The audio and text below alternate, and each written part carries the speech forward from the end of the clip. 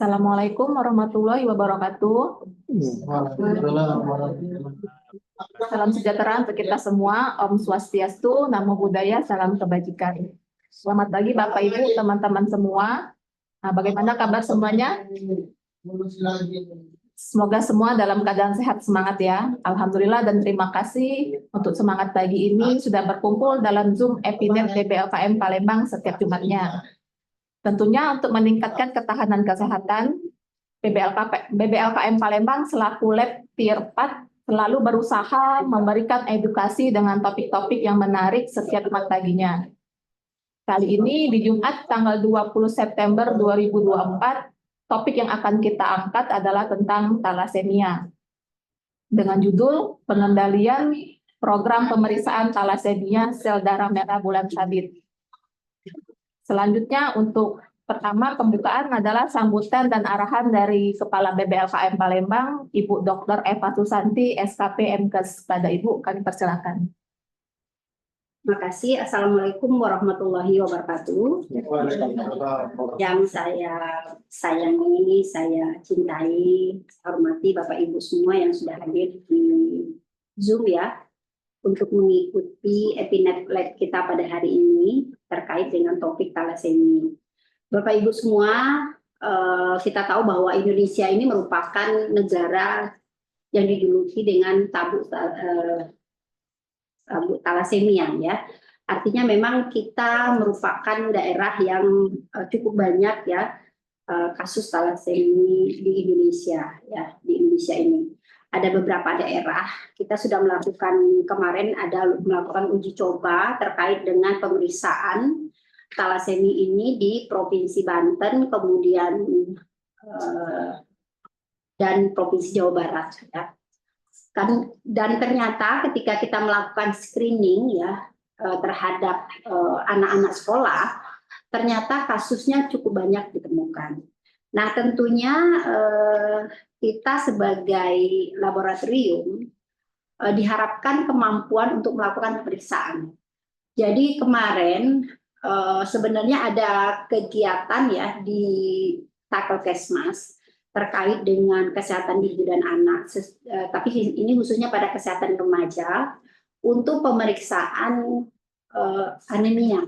Jadi artinya di pemeriksaan anemia dengan uang kalau nggak salah itu 12.000 ya, 12.000 itu nanti itu bisa menjadi salah satu awal kita ya sebenarnya, karena di program kita baru melakukan pada pemeriksaan keluarga inti ya, artinya yang memang pada keluarga-keluarga yang salah satu anggota keluarganya misalnya sudah didiagnosis talasemia, makanya talasemia yang untuk keluarga intinya itu dilakukan pemeriksaan gratis melalui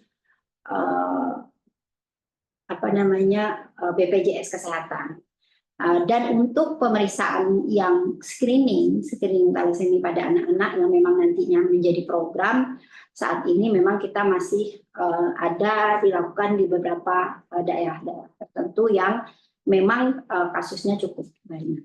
Nah, kemampuan regional Tier 3 ini menjadi salah satu, karena kita tahu bahwa talasemia ini juga menelan pembiayaan yang cukup tinggi.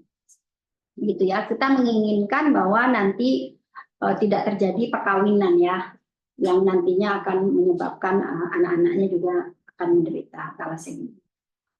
Dan Bapak Ibu semua ya, terutama petugas-petugas laboratorium, tentu diharapkan kemampuannya untuk bisa melakukan pemeriksaan, karena kita nantinya ke depan talasemia ini akan menjadi program, dan tentu laboratorium dalam hal ini kapasitas petugasnya, kemudian alat-alatnya, kemudian yang lain sebagainya yang menjadi pendukung, terutama BMAP dan lainnya, itu bisa kita penuhi melalui program. Dan tentunya yang terutama adalah bagaimana kemampuan petugas yang di lapangan ini bisa lebih baik ke depannya untuk bisa melakukan atau memperkuat program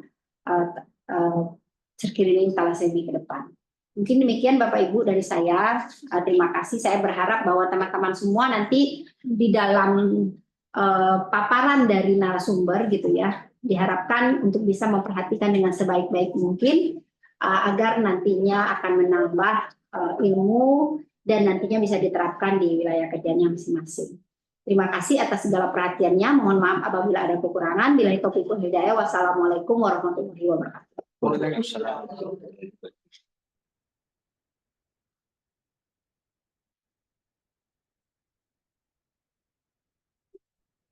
Baiklah, terima kasih Ibu Dr. Eva Susanti. Selanjutnya pembahasan materi tentang talasemia, patologis, pemeriksaan, dan sebagainya akan dibahas lebih lanjut oleh narasumber kita, Ibu Ira Fitria Yuniarti, S.Kep MKM. Beliau adalah pengelola program talasemia dari Dinkes Provinsi Sumatera Selatan. Untuk Ibu Ira, kami persilakan. Ya, terima kasih Mbak. Terima kasih untuk BBLKM Palembang. Salam hormat dulu untuk Bu Eva. Bu Eva kemarin adalah Direktur Penyakit Tidak Menular di Kementerian Kesehatan, jadi kami sering konsultasi ya Bu ya tentang program. Berikut ini akan kami bantu untuk memaparkan tentang program talasemia. Insya Allah di 2024 informasinya kemarin Kota Palembang akan melaksanakan, Bu. Ya, mungkin kabar dari Mbak Imanda mungkin sekitar September atau Oktober, saya belum dikabari lagi. Insya Allah untuk pemeriksaan talasemia anak kelas 7 SMP kelas 1 itu akan dimulai sekitar bulan depan di Palembang dulu. Lokusnya seperti itu, Bu. Izin saya menyampaikan materi, saya share screen, boleh ya?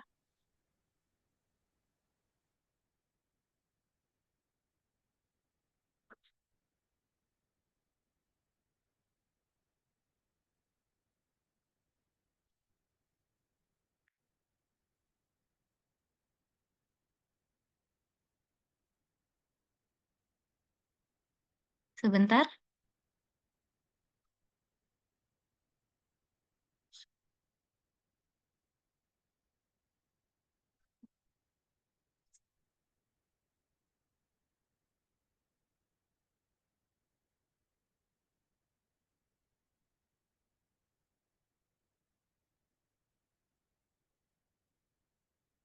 Nah, ini saya akan menyampaikan tentang program deteksi dini talasemia di Provinsi Sumatera Selatan di tahun 2024 ini.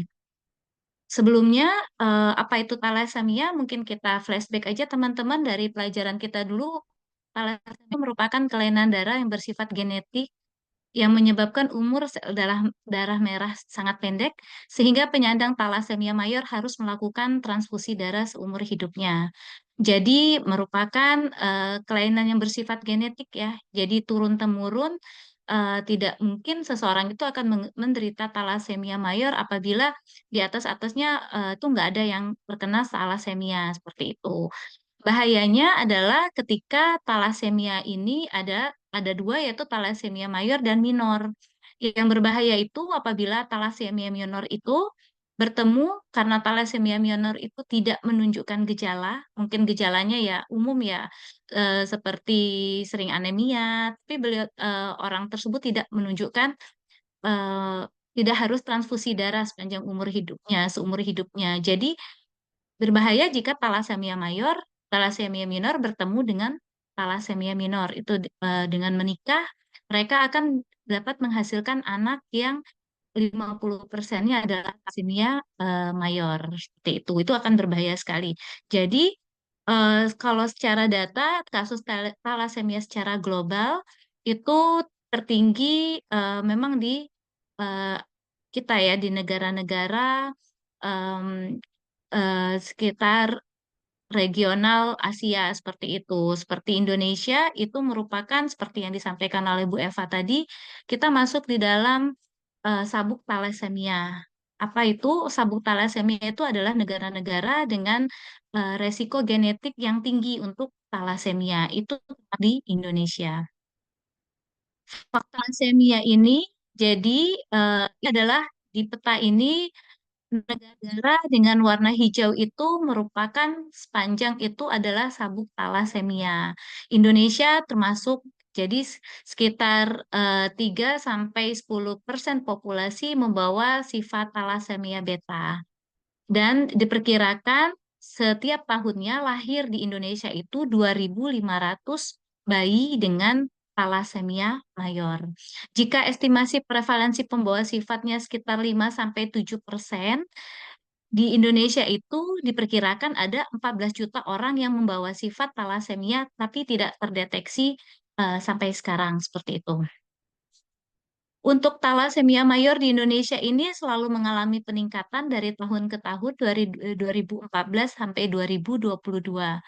Jadi penyandang talasemia mayor itu selalu meningkat, di mana data ini didapatkan dari Yayasan Talasemia Indonesia atau Persatuan Orang Tua Penyandang Talasemia Indonesia tahun 2023. Untuk Sumatera Selatan sendiri, Dinas Kesehatan Provinsi Sumatera Selatan sudah sering bekerja sama dengan POPI untuk kasus talasemia ini, di mana Persatuan Orang Orang Tua Penyandang Talasemia ini memiliki data tentang kasus talasemia di Sumatera Selatan, dan mereka merupakan organisasi yang saling bahu-membahu karena seperti yang kita ketahui untuk pasien talasemia mayor mereka membutuhkan transfusi darah seumur hidupnya. Jadi mereka ada yang frekuensinya 1 kali seminggu, ada yang 2 kali seminggu tuh harus transfusi, ada yang 3 kali seminggu, dan itu akan sulit mendapatkan transfusi apabila mereka tidak bergabung kepada yayasan yang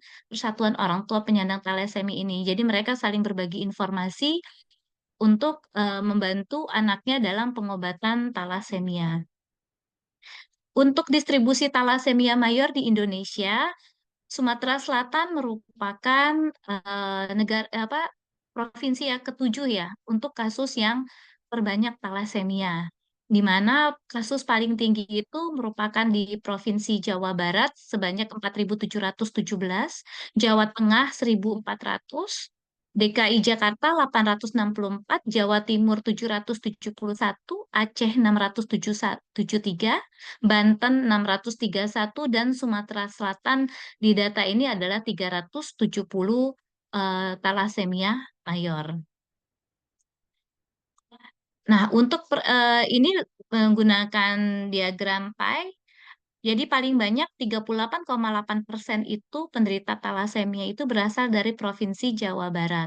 Diikuti dari Jawa Tengah, lalu DKI ya Banten, lalu Sumatera Selatan di angka 370. Untuk dari segi pembiayaan BPJS, pembiayaan talasemia di Indonesia itu merupakan penyakit kelima yang tertinggi dibiayai menghabiskan dana BPJS. Jadi pertama adalah penyakit kardiovaskular, kedua kanker, ketiga stroke, keempat gagal ginjal, yang kelima adalah talasemia. Gimana kita ketahui apabila seseorang itu sudah menderita talasemia, yang pasti mereka akan transfusi darah. Belum lagi apabila sudah menjalar ke kerusakan-kerusakan organ lainnya.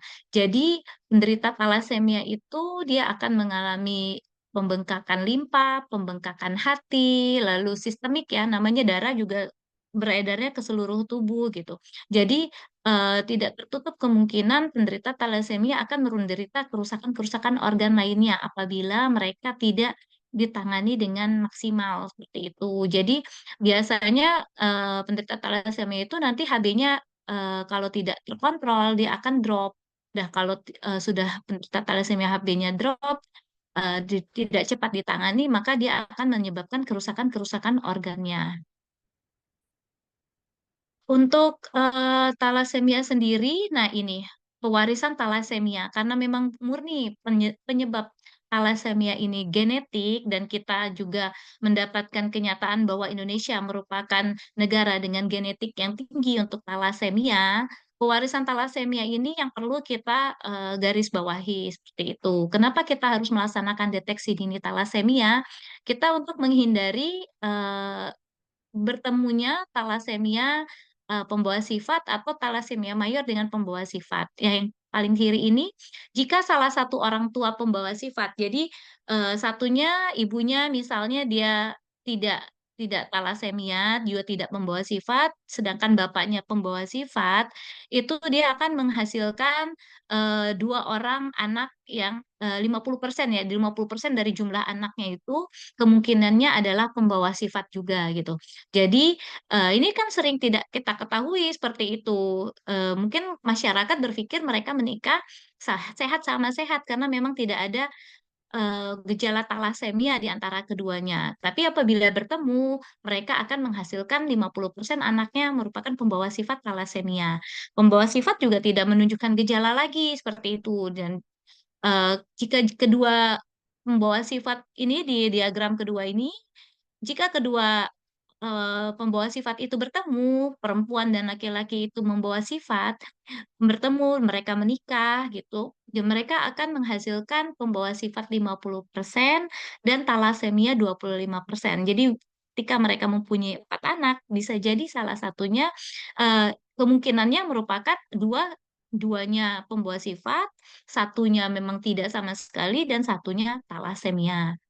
Jika salah satu orang tua penyandang dan lainnya pembawa sifat seperti ini, jadi kalau di gambar yang ketiga ini ibunya talasemia, bapaknya pembawa sifat, maka dia akan menghasilkan anak 50%-nya adalah talasemia mayor dan 50%-nya adalah pembawa sifat. Dan yang paling kanan yaitu jika kedua orang tua penyandang talasemia itu menikah, ibu dan bapak itu sama-sama talasemia, maka otomatis 100% anaknya akan talasemia mayor. Nah, inilah tujuan kita deteksi dini seperti itu. Jadi kita akan mencari eh, pembawa-pembawa sifat ya, karier-karier. Mungkin kalau yang talasemia mayor sudah bisa kita temui mungkin dari usia. Biasanya dari usia anaknya udah di bawah 1 tahun sudah terlihat bahwa anak ini cikal bakalnya talasemia karena mungkin pertumbuhannya terganggu, tumbuh kembangnya tidak sama seperti anak-anak seusianya. Ketika dirunut lagi, diperiksakan lagi seperti itu, oh ternyata dia adalah talasemia mayor. Itu biasanya sudah ketahuan di bawah usia 1 tahun. Tapi kita yang akan kita dapatkan dengan deteksi dini ini, bagaimana kita mendapatkan orang-orang dengan pembawa sifat talasemia yang nanti ke depannya kita akan edukasi konseling bagaimana mereka untuk mencari pasangan juga jangan sama-sama pembawa sifat atau jangan sama dengan eh, penderita talasemia atau dengan riwayat keluarga dengan talasemia seperti itu. Karena bisa jadi dia riwayat keluarga talasemia, orang itu tidak talasemia tapi dia pembawa sifat talasemia. Itu yang akan kita upayakan supaya nanti ke depannya tidak tidak akan ada lagi kasus mengurangi adanya timbulnya kasus talasemia mayor yang baru seperti itu. Permasalahannya ya ini pertama Indonesia itu masuk sabuk talasemia, prevalensinya tinggi, kasusnya terus meningkat. Lalu dampak kesehatan, ekonomi dan psikososial seperti kita ketahui dampak kesehatannya anak yang dengan talasemia itu tumbuh kembangnya tidak akan bisa optimal seperti anak yang sehat. Dampak ekonomi ya pasti terganggu, keluarga akan menyisihkan waktunya minimal waktu, biaya untuk perawatan anak dengan talasemia. Dan dampak psikososialnya tidak kurang juga. Anak-anak dengan talasemia itu biasanya mereka talasemia mayor ya, mereka mempunyai fisik yang perut yang membesar, terus limpa karena splenomegali, limpanya membesar, hatinya membesar, hepatomegali, lalu mereka karena transfusi darah itu terus-terusan dan racunnya kemana ke tubuh, jadi kulitnya cenderung hitam. Tidak banyak pasien yang anak-anak itu ketika mereka psikososialnya, ketika mereka sekolah, mereka diledek sama teman-temannya, berarti mereka hamil seperti itu. Kalau dia perempuan ya, karena perutnya besar seperti orang hamil seperti itu. Itu akan sangat berpengaruh terhadap tumbuh kembang anak-anak dengan talasemia. Lalu biaya pengobatan yang tinggi, jadi mereka banyak ya kalau ditanggung BPJS ya ditanggung ya untuk transfusinya, tapi mereka harus banyak juga mengkonsumsi obat-obatan, belum lagi keluarga yang harus mendampingi mereka untuk transfusi darah minimal 2 kali dalam seminggu, apalagi mereka dari daerah. Dan kesadaran deteksi dini faktor pembawa sifat masih rendah, seperti yang kita ketahui di Sumatera Selatan pun deteksi dini talasemia kalau untuk dari pribadi ya belum ada seperti itu. Jadi masyarakat masih menganggap umum ya, maksudnya ya tiba-tiba terkena talasemia seperti itu. Mereka tidak tahu kalau itu bisa dideteksi dini dan dapat kita cegah. Lalu deteksi dini talasemia belum menjadi manfaat CKN. Nah, ini belum masuk di dalam kapitasi CKN. Strateginya promosi kesehatan, kita meningkatkan pengetahuan dan perilaku deteksi dini, kita dorong masyarakat untuk oh ada nih penyakit talasemia dan penyakit talasemia ini murni genetika dan mereka harus paham bahwa mereka harus aware apabila di sekelilingnya saudaranya ada yang menderita talasemia. Berarti ada kemungkinan mereka adalah pembawa sifat talasemia dan melakukan deteksi dini, mau melakukan deteksi dini. Karena tidak semua orang tua pada saat pelaksanaan deteksi dini ini mau anaknya dilakukan periksa darah seperti itu. Lalu yang kedua, melakukan deteksi dini menemukan faktor pembawa sifat sedini mungkin. Nah, karena itu tadi programnya untuk deteksi dini talasemia ini ada dua. Pertama, talasemia deteksi dini yang seperti Bu Eva bilang tadi adalah pada keluarga. Jadi misalnya sudah ada yang satu kena talasemia mayor, maka adik-beradiknya, kakak adiknya diperiksa semua pembawa sifat talasemianya. Yang kedua itu deteksi dini pada ring 1 disebutnya seperti itu. Yang kedua deteksi dini talasemianya pada anak sekolah usia SMP ya kelas 7 ya kelas 7 untuk menemukan faktor pembawa sifat sedini mungkin. Jadi anak-anak yang nanti didapatkan mereka ternyata pembawa sifat, diharapkan mereka dia akan dibuatkan kartu kalau mereka itu pembawa sifat.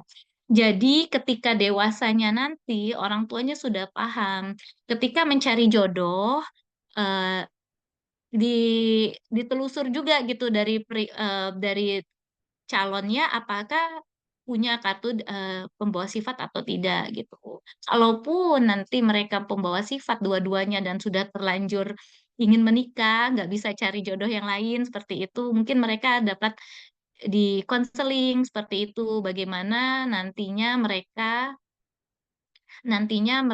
kalaupun menikah, mereka tidak boleh diusahakan untuk tidak mempunyai keturunan seperti itu. Apa disarankan untuk tidak mempunyai keturunan karena kemungkinan talasemia akan menghasilkan anak yang talasemia. Lalu memberikan edukasi dan informasi kepada individu dan keluarga tentang pencegahan dan tata laksana talasemia dan pengobatan, ketersediaan akses sesuai standar. Bagaimana untuk anak-anak yang memang sudah terkena talasemia di eh, dilakukan disediakan akses sesuai standar seperti itu. Bagaimana mereka untuk melakukan pengobatan, bagaimana mereka mendapatkan transfusinya mudah seperti itu. Selanjutnya. Nah, ini promosi kesehatan, jadi sasarannya yaitu populasi, ada populasi anak yang umum, ada populasi ring 1. Kalau populasi anak yang umum, itu kita lakukan di sekolah, lalu sasaran kita adalah catin, calon pengantin, lalu yang ketiga adalah ibu hamil. Untuk populasi ring 1, untuk anak-anak yang memang sudah membawa sifat, memang sudah ada keluarganya terkena talasemia, dilakukan pemeriksaan deteksi dini untuk anggota keluarga lainnya, adik kakaknya, apakah ada yang pembawa sifat atau tidak. Tujuannya adalah untuk melakukan pernikahan ya, untuk perilaku pernikahan bagaimana keluarganya diberitahu untuk jangan menikah jangan melakukan pernikahan sesama pembawa sifat. Kalaupun memang mau menikah, bagaimana solusinya nanti ke depannya, apakah anaknya adopsi atau tidak usah punya anak seperti itu untuk menghindari lahirnya anak dengan talasemia dan kepatuhan pengobatan. Jadi untuk yang memang sudah terkena talasemia mayor itu anaknya harus keluarganya harus patuh berobat gitu. Kadang-kadang teman-teman yang sudah talasemia mayor ketika anaknya HB-nya turun seperti itu dan anaknya tidak ada keluhan itu mereka lebih ke ya santai gitu nanti aja gitu transfusinya nggak apa-apa gitu anaknya nggak ada keluhan tidak pusing tidak apa malah itu bahaya jadi eh, nanti takutnya akan ada kerusakan organ lainnya apabila anak-anak itu tersebut terus-terusan dilakukan diraku apa santai ya orang tuanya mereka dengan HB yang rendah tapi mereka tidak melakukan transfusi darah karena seperti yang kita ketahui talasemia ini merusaknya merupakan ketidakmampuan sel darah merah dibentuk seperti itu dan seperti kita ketahui sel darah merah itu menyebar ke seluruh tubuh. Jadi akan menyebabkan kerusakan organ apabila kita tidak menjaga HB-nya untuk tetap di batas normal. Sasaran deteksi dininya ya ini bisa retrospektif, bisa prospektif. Retrospektif itu mereka yang sudah ada keluarga talasemia mayor dilihat ke belakangnya seperti dilihat keluarganya siapa saja yang membawa sifat dilakukan tes deteksi dini. Kalau prospektif itu yaitu menjaring pada populasi lainnya. Jadi populasi umum, anak-anak umum yang memang di sekolah gitu sasarannya kelas 7 SMP itu dilakukan pemeriksaan secara massal, semuanya diperiksa dengan dilakukan informed consent sebelumnya. Jadi untuk menjaring dari masyarakat umum itu apakah ada anak-anak ini yang membawa sifat talasemia.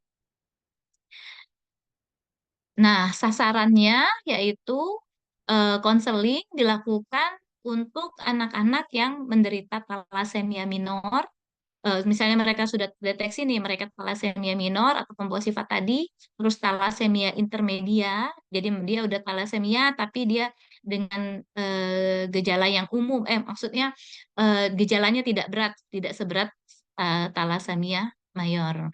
Tujuannya untuk pernikahan sesama pembawa sifat itu dapat dilakukan tapi dengan syarat-syarat yang diberikan pada saat konseling. Nah, ini program deteksi dini talasemia yang telah dilakukan oleh Kementerian Kesehatan 2019, deteksi dini talasemia di Kementerian Kesehatan 2021 dilakukan uji coba deteksi dini di provinsi 14 kabupaten kota Provinsi Jawa Barat. Memang karena Jawa Barat dengan kasus talasemia yang paling tinggi. Tahun 2022 dilakukan peringatan deteksi dini talasemia di 3 kabupaten kota Provinsi Jawa Tengah. Jadi tadi pertama Jawa Barat, kedua memang angka tertingginya Jawa Tengah. Tahun 2023 dilakukan deteksi dini talasemia pada ring 1 di Provinsi Jawa Tengah dan Banten. Uji coba deteksi dini talasemia pada anak sekolah kelas 7 di Provinsi DKI Jakarta. Dan tahun 2024 ini deteksi dini talasemia pada ring 1 dan juga pada anak sekolah di Sumatera Selatan. Kalau di Provinsi Sumatera Selatan, insya Allah informasinya sekitar bulan depan akan dilakukan deteksi dini pada anak sekolah usia SMP kelas 7 itu di Kota Palembang. Jadi Sumatera Selatan baru diwakili oleh Kota Palembang.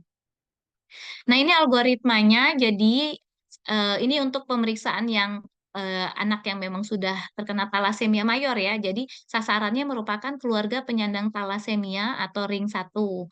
Pemeriksaan ini dilakukan pertama kali itu di puskesmas, yaitu menggunakan pemeriksaan hematoanalyzer untuk melihat HB, MCV, MCH-nya. Jadi, eh, pemeriksaan ini yang bisa dilakukan di puskesmas. Jadi dari banyak orang kita periksakan dulu HbMCV MCH-nya. Apabila hasilnya indeks Menzer-nya lebih dari 13 dan indeks Sain dan LAL-nya 15 lebih dari 1530, dibagi dua lagi, HB-nya lebih dari 11 atau kurang dari 11. Kalau HB-nya lebih dari 11 itu berarti anaknya normal. Tapi kalau HB-nya kurang dari 11, kemungkinan anaknya bukan talasemia tapi anemia defisiensi besi. Lah, tapi apabila indeks Mensernya kurang dari 13 dan indeks Sandenlalnya kurang dari 1530, maka anak ini ditetapkan sebagai tersangka, suspek talasemia minor, tapi belum talasemia, baru tersangka. Lalu selanjutnya ketika dari puskesmas ini dilakukan rujukan di Labkesmas rujukan. Pastikan diagnosis talasemia, rujukan sampel ke Labkesmas rujukan. Di Labkesmas rujukan ini bisa dilakukan pemeriksaan analisis HB, elektroforesis ya. Hasilnya akan terbagi bisa bukan talasemia, bisa hemoglobinopati heterozigot, bisa talasemia minor atau pembawa sifat. Atau bisa juga ditemukan hemoglobinopati homozigot, talasemia intermedia atau talasemia mayor. Nah, apabila anak tersebut bukan talasemia eh, atau talasemia minor, maka anak-anak tersebut diberikan kartu telah dideteksi dini talasemia. Untuk yang pembawa sifat atau dan hemoglobinopati heterozigotnya dikonseling dan diedukasi tindak lanjut dan dikasih kartu tanda bahwa mereka adalah pembawa sifat. Tapi untuk yang sudah diagnosa talasemia, maka akan dilakukan konseling dan tata laksana di unit pelayanan talasemia dan juga dikasih kartu bahwa mereka adalah penyandang talasemia. Dan mereka akan dirujuk kepada dokter spesialis anak atau dokter spesialis anak yang memang khusus untuk darah ya, hemato. Data ini diharapkan nantinya akan menjadi terintegrasi di dalam satu sehat.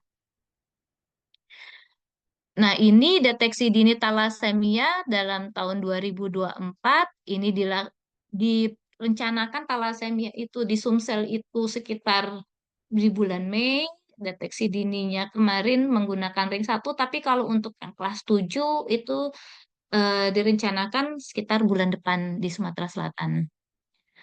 Ini rencana perluasan screening pembawa talasemia pada anak sekolah. Kalau tadi yang Rita retrospektif, yang sekarang yang prospektif ke depan, yaitu anak-anak yang umum, yang bukan keluarga penyandang talasemia dilakukan pemeriksaan.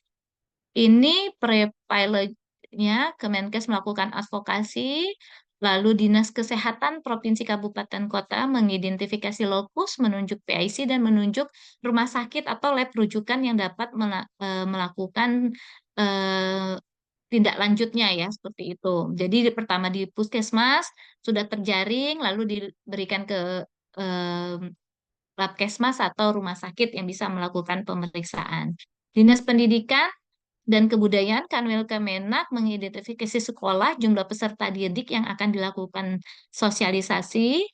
Lalu Kemenkes melakukan sosialisasi kepada sekolah dan tenaga pengajar apa pentingnya kita melakukan screening deteksi dini talasemia ini. Yang selanjutnya yaitu OJT, pembekalan petugas melibatkan IDAI dan PHTDI, lalu melakukan mengirim surat kepada Dinkes, Kemdikbud, Kanwil Kemenak agar memberikan sekolah dan akan diberikan konsen kepada wali murid. Nah, ini alurnya. Jadi Dinas Pendidikan bisa SMP negeri dan swasta, lalu ke puskesmas, bisa juga dari teman-teman dari sekolah yang MTS negeri dan swasta itu melalui Kanwil Kemenak.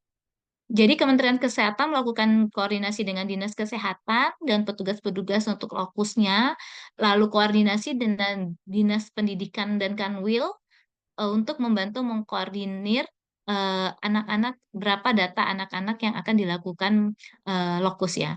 Puskesmas melakukan koordinasi dengan Dinas Kesehatan dan sekolah terkait penyampaian hasil pemeriksaan laboratorium. Nah, ini pertama kali yaitu pemberian inform konsen kepada wali murid seperti itu. Sasaran hadir dengan membawa inform konsen dan diambil spesimen darahnya oleh petugas lab puskesmas sebanyak 3 cc. Di puskesmas dilakukan pemeriksaan hematoanalyzer, jadi diperiksa dulu HB, MCV, MCH-nya. Bagaimana hasilnya? Apakah itu HB-nya normal atau HB-nya kurang? Apakah tersangka itu talasemia minor atau bukan? Seperti itu. Hasil darah yang di puskesmas ini diharapkan keluar maksimal 24 jam setelah pengambilan spesimen. Nah, selanjutnya ini adalah untuk di lab kesmasnya. Jadi kalau sudah terjaring nih dari misalnya dari 1.000 anak dari kelas 7 SMP itu terjaringlah 300 misalnya yang kita bilang suspek talasemia minor, itu baru anak-anak yang 300 itu dilakukan pemeriksaan analisis HB atau elektroforesis di Labkesmas atau rumah sakit rujukan. Bisa didapatkan hasil seperti ini, bisa bukan talasemia, ataupun dia terdiagnosa talasemia. Jadi, diharapkan nanti anak-anak kelas 7 itu mereka mempunyai kartu, apakah mereka pembawa sifat, apakah mereka sudah di screening, gitu, sudah dideteksi dini, mereka memang tidak ada talasemia, tidak pembawa sifat sama sekali, atau malah mereka adalah talasemia mayor yang dilakukan rujukan ke dokter spesialis anak. Bisa jadi mereka talasemia intermedia, selama ini mereka talasemia, tapi karena gejalanya tidak tampak begitu, maksudnya mereka cuma anemia-anemia, tadi tidak ada pembesaran yang lain, jadi sampai tidak tahu gitu mereka ternyata menderita talasemia intermedia. Lalu Labkesmas mengirimkan surat hasil dalam waktu maksimal 72 jam setelah hasil keluar ke Puskesmas dan melaporkannya melalui pelaporan tadi yang Silnas. Puskesmas menginfokan nama pembawa sifat ke sekolah dan sekolah mengirimkan pemberitahuan untuk selanjutnya dijadwalkan konseling, yaitu antara dokter umum di puskesmas dengan orang tua. Jadi bagaimana menyampaikan hasilnya kepada orang tua bahwa si anak ini ternyata pembawa sifat loh Pak, gitu. Seperti itu. Apa yang harus kita lakukan ke depannya. Pasien mendapatkan kartu tanda pembawa sifat dalam bentuk fisik saat konseling dan digital di Satu Sehat Mobile. Poin konselingnya yang akan disampaikan ke puskesmas, jadi ini seperti ini, nanti dapat kartunya, kartu screening talasemia, dibuatkan nama anaknya, puskesmas mana yang melakukan lokasi screeningnya, tanggal screeningnya. Nah, kartu ini ditunjukkan saat pemeriksaan kesehatan calon pengantin. Jadi, eh, mereka akan pegang ini gitu. Jadi, anak-anak yang pembawa sifat, mereka akan tahu, oh kalau saya ini pembawa sifat talasemia. Konseling itu akan dilakukan oleh dokter umum yang akan dilatih oleh Ikatan Dokter Anak. Talasemia minor, konseling genetika setelah individu dinyatakan dengan pasti penyandang talasemia minor. Sebelum dilakukan konseling, maka dikasih dulu tahu pengertian dan tujuan konseling genetika dan edukasi tindak lanjut. Konseling genetika mencakup penjelasan kepada penyandang talasemia minor tentang pewarisan sifat talasemia. Jadi mungkin diagram tadi yang pembawa-bawa sifat bertemu menikah, menikah itu akan dipaparkan kepada orang tua dan juga si siswa yang penyandang talasemia minor tadi, gitu, pembawa sifatnya. Penyandang talasemia minor dapat mengisi pohon keluarga, jadi bikin silsilah tentang pewarisan talasemia dalam keluarga penyandang talasemia itu mencakup ring 1 dan ring 2. Dan siswa-siswi dengan pembawa sifat talasemia itu diedukasi nantinya jika mereka menghindari, kalau bisa menghindari pernikahan dengan sesama pembawa sifat. Tapi apabila tetap akan menikah, dianjurkan untuk tidak memiliki anak atau mengadopsi anak. Dan akan dikasih tahu gitu kalau seandainya mereka tetap memaksakan punya anak dengan sesama pembawa sifat, kemungkinan bayi yang lahir dengan talasemia mayor itu akan ada seperti itu, dan dampaknya apa, penyakitnya apa itu perlu kita lakukan pada saat konseling gitu. Jadi mungkin masyarakat awam tidak mengetahui seperti kita orang kesehatan kalau bahayanya sakit talasemia itu apa gitu deh, efeknya ke anak-anak apa. Nah, itu perlu kita edukasi karena masyarakat kita memang perlu kita lakukan edukasi ya untuk hal-hal tersebut. Ini inform consent yang akan diberikan kepada orang tua, sama ya seperti kegiatan lainnya, kayak gitu seperti kita bias anak sekolah juga vaksinasi, jadi diberikan inform consent bahwa mereka akan dilakukan pemeriksaan darah sebagai deteksi thalassemia seperti itu. Jadi diberikan seperti ini kepada orang tua untuk tindakan informed consent untuk anaknya diambil darah 3 cc tadi ya. Nah, ini sebagai contoh pelaksanaan tadi deteksi dini yang telah dilakukan Kementerian Kesehatan di DKI Jakarta. Jadi yang di atas ini adalah pemeriksaan hematoanalyzer di puskesmas dan analisis HB di laboratorium. Yang di atas ini adalah hasil pemeriksaan eh, ini ya di puskesmas gitu ya. Jadi dari 4.168 anak yang dilakukan pemeriksaan HbMC MCV MCH-nya didapatkan 801 anak yang suspek talasemia gitu yang dilakukan pemeriksaan tadi. Dari 801 ini di tabel yang di bawah, dari 801 anak yang suspek talasemia dilakukan analisis HB di laboratorium rujukan, maka didapatkan seperti ini. Jadi untuk persen total kelainan darahnya 55,8%. Jadi yang dari 800 tadi 191 ternyata yang terdeteksi ya. Jadi sekitar 5,8% yang memang terdeteksi talasemia tadi. Seperti itu. Jadi tidak semua anak-anak itu dilakukan langsung rujukan ke laboratorium, cukup di puskesmas dulu berapa persennya yang terdeteksi suspek talasemia, baru dilanjutkan pemeriksaan analisis HB di laboratorium rujukan. Karena memang pemeriksaan analisis HB ini cukup mahal di kita ya gitu. Kalau untuk deteksi screening awal di puskesmas itu seperti yang disampaikan Bu Eva tadi sekitar 23.000, insya Allah itu tidak memberatkan. Jadi hampir seluruh anak diperiksa berapa didapatkan suspek talasemianya. Nah, ini jika dilihat dari diagram seperti ini, hasil tadi suspek talasemianya 801. Dari 801 tadi dilakukan analisis HB, elektroforesis di laboratorium, didapatkan talasemia betanya 72 orang. HbA rate-nya 110 orang, seperti itu. Jadi dilihat dari sini jumlah persen nggak semua dari 800 suspek talasemia itu ternyata memang talasemia, jadi mungkin pembawa sifat seperti itu. Nah, ini adalah sebaran penderita talasemia berdasarkan dan rencana perluasan dini, deteksi dini. Dilihat dari sini, Sumatera Selatan ini menduduki angka yang merah ya. Itu berarti lebih dari 100 kasus. Kalau yang hijau kurang dari 100 kasus, kalau yang biru kurang dari 10 kasus. Jadi memang sebarannya ini banyak di Pulau Jawa dan Sumatera yang paling banyak penderita talasemianya. Ini estimasi sasaran 7 provinsi, jadi Sumatera Selatan masuk, Kota Palembang. Diestimasi anak kelas 7-nya itu sekitar 25.676. Targetnya 75% dilakukan pemeriksaan deteksi dini talasemia, sekitar 19.257. Ini kami lagi melakukan pendataan berapa jumlah anak kelas 7 SMP sewilayah Kota Palembang yang akan dilakukan ya pemeriksaan awal ini ya, lokus awal ini. Kalau nggak salah kemarin targetnya turun jadi 50% dulu dari sejumlah anak kelas 7, berapa 50%-nya yang itu yang akan dilakukan eh, pemeriksaan.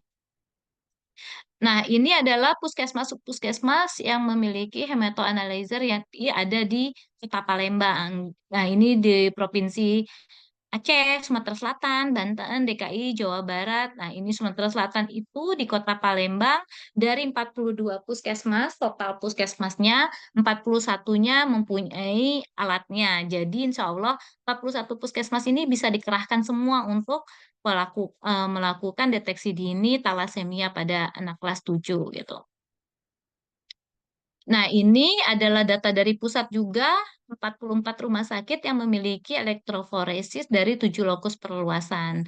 Jadi, untuk Kota Palembang sendiri yang mempunyai peralatan itu adalah 9 rumah sakit, satu rumah sakit pemerintah, dua rumah sakit pemerintah daerah, Rumah sakit TNI Polri ada 1 dan rumah sakit swasta lainnya ada 5. Jadi ada 9 rumah sakit yang bisa melakukan elektroforesis. Nah, ini untuk Kota Palembang sendiri, rumah sakit yang mempunyai alat elektroforesis yaitu ada 4 rumah sakit Muhammad Hussein, Rumah Sakit Pertamina Palembang, RSUD Bari, dan Rumah Sakit Muhammadiyah Palembang. Kalau di BBLKM sendiri, kalau nggak salah, infonya sudah juga bisa melakukan elektroforesis untuk kegiatan deteksi dini talasemia ini. Ya, jadi sudah kami sampaikan juga ke pusat bahwa BBLKM Palembang juga siap untuk melakukan mendukung deteksi dini talasemia di Kota Palembang. Lanjut, nah ini rumah sakit yang ada di Indonesia ya yang ada. Oke, sekian paparan saya tentang sosialisasi deteksi dini talasemia. Saya kembalikan ke moderator apabila ada sesi tanya jawab. Terima kasih. Terima kasih Ibu Ira untuk materi yang telah disampaikan yang begitu mengedukasi kita tentang talasemia.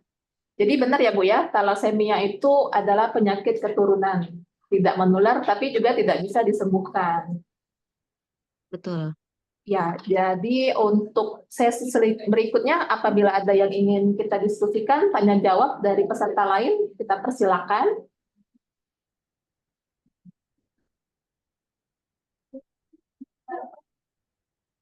Izin Bu, Ya, silakan.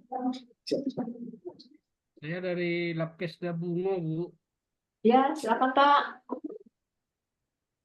Kira-kira selain dari Sumatera Selatan tadi, yang bisa kita kerjain apa gitu Pak? Atau misalnya kalau misalnya kami bisa ngusul dinas kesehatan untuk screening gitu kan, kemudian nanti yang dicurigai dilanjutkan ke laboratorium, kira-kira gimana mekanismenya gitu. Saya kan kalau kita menunggu program dari Kemenkes kan mungkin nampaknya tahun ini hanya Sumatera Selatan ya, memang Jambi sih saya lihat kasusnya sedikit, tapi sedikit kan, tapi seumur hidup kan itu.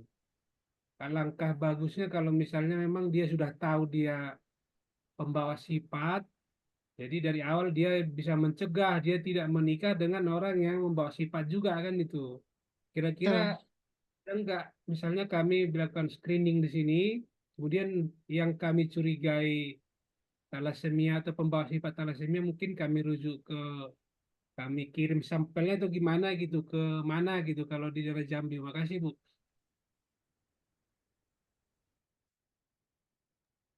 Ya, silakan Ibu Ira. Menanggapi. Iya, betul. Iya betul Pak, kalau yang saya paparkan ini baru dari programnya Kementerian Kesehatan ya Pak ya. Jadi memang yang mungkin ya karena dananya terbatas kita jadi mungkin fokus Kementerian Kesehatan itu baru untuk yang provinsi dengan yang tinggi. Tapi seperti yang Bapak sampaikan tadi betul sekali, mungkin kita bisa jadi yang rendah-rendah ini bukan apa karena belum terdeteksi seperti itu ya Pak ya pembawa sifatnya seperti itu. Jadi memang yang perlu dilakukan itu mungkin teman-teman dari Dinas Kesehatan Provinsi Jambi bisa mengusulkan melakukan kegiatan ini, bisa dananya bersumber APBD seperti itu Pak. Jadi pertama kali yang mereka lakukan adalah deteksi dini di tingkat puskesmas dulu, seperti itu Pak. Seperti yang algoritma tadi, terus siswa kelas 7-nya berapa, lakukan deteksi dini secara massal, nggak perlu yang ring 1 ya, yang bukan keluarga pembawa memang sudah talasemia mayor, bukan. Jadi yang memang massal kelas 7 dilakukan pemeriksaan yang murah. Sebenarnya murah ya Pak ya, 23.000 untuk HB, MCV, MCH dan insya Allah hampir seluruh puskesmas gitu sudah sanggup melakukan pemeriksaan ini. Nantinya kalau sudah ada terdeteksi yang suspek talasemia berapa gitu, biasanya HbMCV, MCH-nya rendah seperti itu Pak, baru dilakukan pemeriksaan elektroforesis di laboratorium rujukan. Bisa jadi di BBLKM di Provinsi Jambi ya Pak ya, ada BBLK atau Labkesmas ya, Labkesmas Jambi untuk dilakukan elektroforesis selanjutnya. Seperti itu Pak.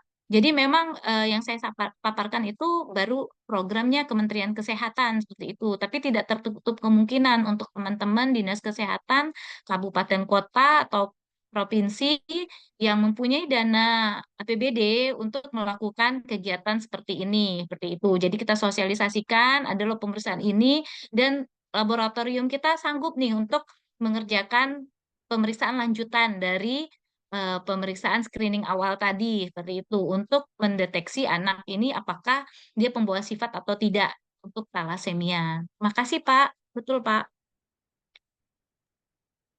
Kira-kira Bu, kalau yang untuk elektroforesis HB tadi biayanya berapa anu ya?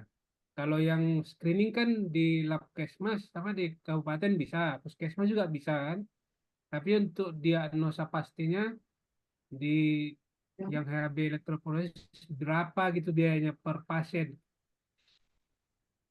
Oh ya, kalau yang kami dapat dari dokter kalau rumah sakit RSMH ya Pak ya, Muhammad Husin itu sekitar 400.000 sampai 700.000 Pak elektroforesis AB. Iya, kalau juga untuk di BBLK Palembang, kita juga mempunyai pemeriksaan untuk screening talasemia, didukung dengan alat elektroforesa yang dibaca langsung sama dokter spesialis patologi klinis kita. Untuk elektroforesa HB-nya itu di harga 375.000, lalu ada juga morfologi sel darah sekitar 135.000. Jadi biasanya dari tergantung dokter pengirimnya, ada yang mau paket dengan elektroforesa, morfologi, darah lengkap, dan juga status besinya. Atau bisa juga dengan HB elektroforesanya saja. Oh, jadi sudah dalam bentuk paket ya Mbak ya kalau di BBLK ya. Bisa paket, bisa satuan juga bisa. Tergantung permintaan dokter. Ada lagi Pak yang mau disampaikan, ditanyakan? Peserta yang lain juga ada. Oke, terima kasih Pak John. Lalu ini juga ada pertanyaan dari Unsula.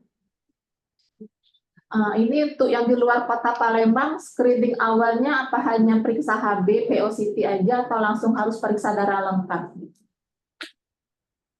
Ya. Kalau untuk sebenarnya sih Mbak, kalau periksa darah lengkap itu memang lebih bagus ya, lebih lebih terlihat semua. Tapi pada saat kami konsultasi dengan dokter hematologi anak gitu, untuk screening awal itu cukup HB, MCV, MCH karena gitu kita kan pengennya ngejangkaunya banyak banyak orang ya gitu ya. Jadi kalau kita screening darah lengkap nanti puluhan ribu, ratus berapa ribu itu yang kita tangkap sedikit seperti itu. Jadi untuk screening awal cukup HB, MCV, MCH gitu. Biasanya anak-anak dengan HB, MCV, anak-anak dengan HB, MCV, MCH yang rendah itu baru kita tindak lanjuti seperti itu. Jadi pengennya misalnya kita ini punya dana nih 1 juta gitu, tapi kita pengennya jangkaunya kan hampir seluruh populasi seperti itu, hampir seluruh populasi supaya nanti kedeteksinya banyak seperti itu kan. Seperti yang kita lihat dari percontohan DKI Jakarta tadi, dari 4.700 ternyata screening awal hanya 800 gitu. Itu kan berarti hanya berapa persennya ya dari 4.000 itu yang suspek ke talasemia seperti itu. Alangkah bagusnya gitu kita deteksi dininya makin banyak gitu, kita mencakup populasi yang lebih banyak sehingga pemeriksaan yang lanjutan tadi, yang mahal tadi, itu kita gunakan untuk memang anak-anak yang sudah terscreening suspek talasemia seperti itu. Iya, mungkin juga sebaiknya ini kan juga HB POCT, mungkin bagusnya pakai hematologi analyzer ya Bu ya, karena POCT Iya, juga betul. dianjurkan karena tadi juga mungkin untuk kalibrasinya, PMI-nya mungkin tidak terkendali. Bagaimana dengan peserta lain atau ada yang mau ditambahkan lagi, mau didiskusikan?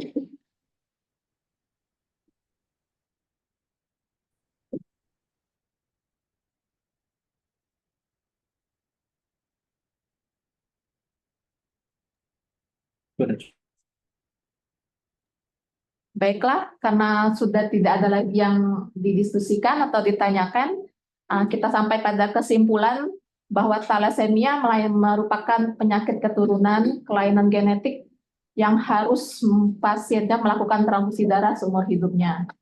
Dengan strategi penanggulangan di Provinsi Sumatera Selatan, karena sudah termasuk ke dalam sabuk thalassemia, maka yang harus dilakukan adalah promosi kesehatan, deteksi dini, konseling, dan juga pengobatan.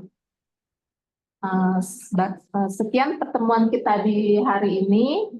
Terima kasih untuk Ibu Ira Fitria Yuniarti SGAP MKM, selaku narasumber kita yang sangat mengedukasi pada pagi hari ini. Semoga bermanfaat bagi kita semua. Terima kasih juga untuk para peserta Zoom yang sudah mengikuti acara hari ini. Semoga kita dapat berkumpul kembali pada Jumat depan dengan topik yang lebih menarik lainnya. Apabila ada kesalahan dan kekurangan, kami dari BPAKM Palembang mohon maaf. Wassalamualaikum warahmatullahi wabarakatuh. Waalaikumsalam Untuk yang lain, kita foto dulu ya. Kita lakukan sesi foto. Bisa dibuka kameranya.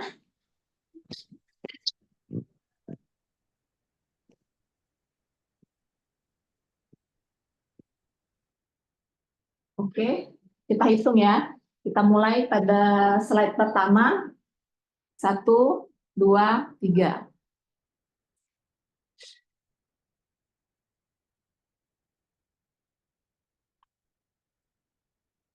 Slide kedua, kita mulai. 1, 2, 3.